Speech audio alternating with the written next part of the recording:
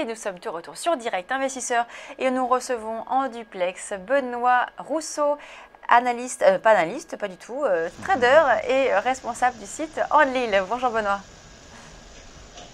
Bonjour Lucie. Alors, je regardais justement le CAC 40 et on voit que, après une petite phase de baisse, on est en train de remonter. Là, on est à nouveau en hausse, enfin dans le vert en tout cas.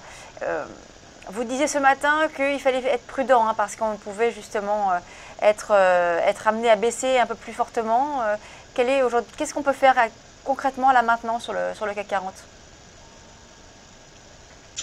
Alors oui, ce matin je vous avais dit qu'on avait vraiment une zone très très forte sur le CAC 40 qui est la zone des 5200 points. Donc voilà, et je vous avais dit que je pensais peut-être qu'on pouvait aller à l'ouverture monter sur cette zone. Donc à l'ouverture on a effectivement eu un gros up.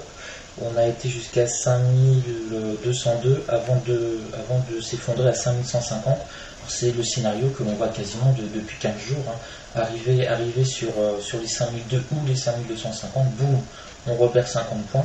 Donc là, à l'heure actuelle, actuellement, là, pour moi, sur ma position, essayer de vendre éventuellement si on se remet à remonter vers sur les 5002. Si on est à l'achat, par exemple, si on a bien pris le rebond, regardez quand je dis des fois 5150, pile à la virgule près. Là vraiment c'est des ordres, c'est vraiment des ordres automatiques. Oui, c'est du trading algorithmique là. Il repart en ligne droite de 50 points. Donc là on a énormément d'algorithmes. Donc là si on a pu prendre la montée, essayer de prendre ces bénéfices. Là on est sur la zone de résistance, vous voyez. Le point pivot journalier, le point pivot hebdomadaire, sur les 5191-92, là on peut commencer à prendre son bénéfice. Donc par sécurité, si on veut tenter les 5002, voir éventuellement la cassure et que ça monte, mettre son stop là sur 5185, ça fait quand même déjà 30-35 points de prix, et on a peut-être la possibilité de casser ce point pivot hebdomadaire, de monter sur 5002, et là ça fait beaucoup de choses à la fois et en même temps à mon avis. Donc si on est bien parti, mettre son stop, profit, prendre certainement ses bénéfices sur cette zone, on va peut-être revenir un peu, reprendre du souffle sur les 5185 par exemple. Mais là c'est vraiment une période où ça bouge beaucoup. On a plusieurs raisons. Déjà les marchés sont fermés, les marchés européens sont fermés le vendredi. On a une semaine très courte, donc finalement l'intensité qu'on a habituellement sur 5 jours, on va l'avoir sur une marge réduite de 4 jours, et on a une énorme actualité. On a à 14h30 notamment le PIB américain, et ça fait partie des 4 grands événements annuels, les 4 fois le PIB américain. Alors le PIB français on s'en fiche absolument, même pour le CAC 40, mais alors le PIB américain c'est vraiment fondamental, c'est aussi important que les résultats des entreprises américaines tous les trimestres. Ça fait vraiment partie des grands moments où là on prend réellement le pouls de l'économie américaine, et si l'économie américaine va bien, tout va bien, le monde entier. Alors justement, Benoît, on attend, les analystes attendent un fort ralentissement du PIB américain. Donc s'il déçoit les analystes, quel est votre scénario sur les indices?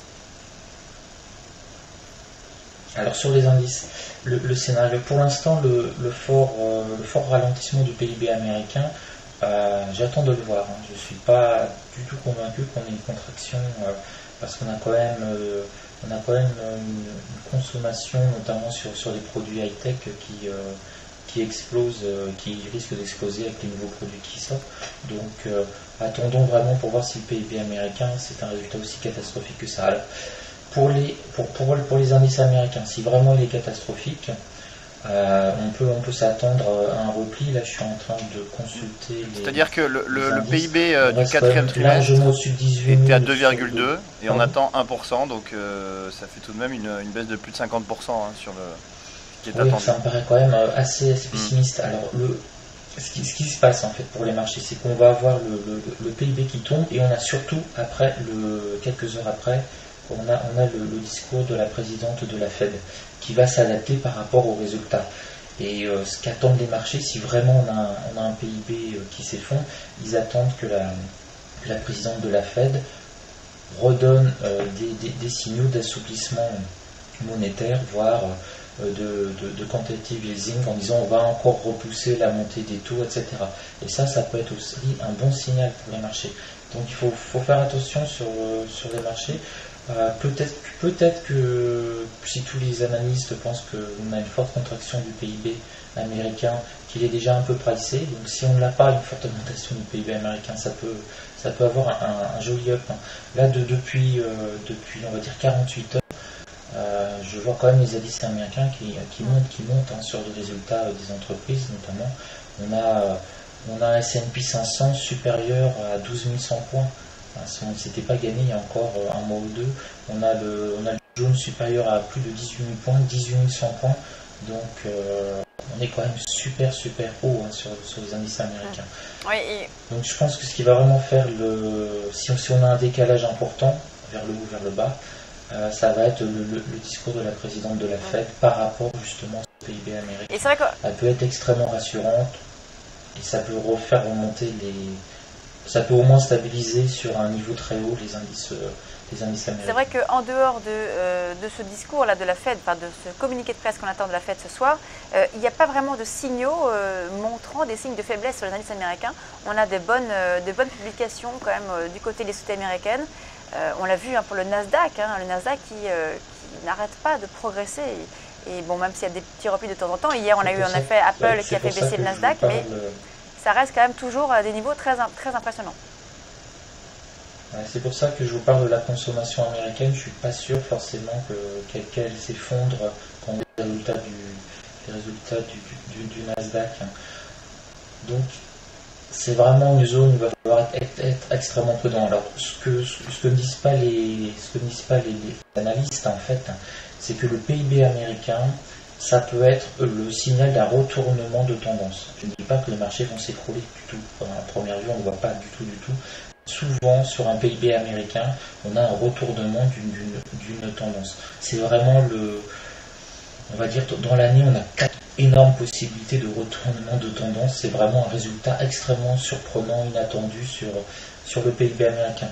Donc, 9 fois sur 10, il ne se passe rien, mais une fois tous les 3 ou 4 ans, on a une grosse surprise et on a un retournement comme ça, brutal des marchés, que ce soit à la hausse ou à la baisse, sur un résultat d'un PIB américain. C'est ce qu'on a eu en 2011, le rebond qu'on a eu très violent des marchés, et on est toujours finalement fin 2011 jusqu'à maintenant, ça quasiment presque 3 ans et demi, on est toujours sur ce rebond où le DAX à l'époque était à 5 000 points et on le retrouve à 12 000 maintenant. Donc, alors on a quand même une progression des marchés de 120% pour terminer, Benoît, de 4 ans.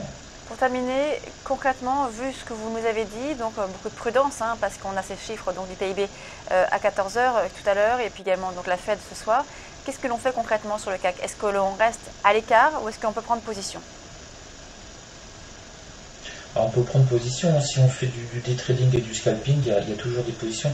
Là, vous voyez, je vous avais dit qu'on risquait de redescendre sur 5185, donc le temps que l'on part, on a eu ce bougie rouge qui nous a fait retomber sur 5185, et là on repart, on risque de retourner à nouveau sur 5195. Donc il y a toujours sur du scalping, de toute façon une occasion quasiment toutes les 5 minutes. Pour du day trading, à mon avis, il faudrait quand même éviter d'être positionné avant le PIB américain. Ça peut rien faire. Parfois, ça ne bouge pas du tout. Il faut être prudent. Mais si on a une surprise, on a un décalage d'une vitesse incroyable avec tous les algorithmes, et là, les stops sautent. Les stops sautent.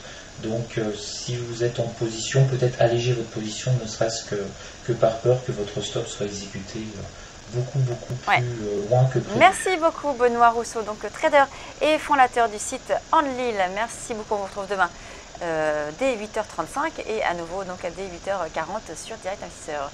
À demain, donc on marque une pause et on se retrouve tout de suite sur Direct Investisseur.